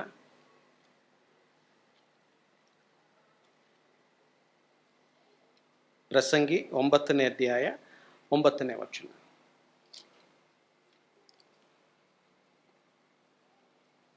ಲೋಕದೊಳಗೆ ದೇವರು ನಿನಗೆ ನೇಮಿಸಿರುವ ವ್ಯರ್ಥ ಜೀವಮಾನದ ವ್ಯರ್ಥ ದಿನಗಳಲ್ಲೆಲ್ಲ ನಿನ್ನ ಪ್ರಿಯ ಪತ್ನಿಯೊಡನೆ ಸುಖದಿಂದ ಬದುಕೋ. ನಿನ್ನ ಬಾಳಿನಲ್ಲಿಯೋ ನೀ ಲೋಕದೊಳಗೆ ಪಡುವ ಪ್ರಯಾಸದಲ್ಲಿಯೋ ಇದೇ ನಿನಗೆ ಬಂದ ಪಾಲು. ನಿನ್ನ ಕೈಗೆ ಸಿಕ್ಕಿದ ಕೆಲಸವನ್ನೆಲ್ಲ ನಿನ್ನ ಪೂರ್ಣ ಶಕ್ತಿಯಿಂದ ಮಾಡು.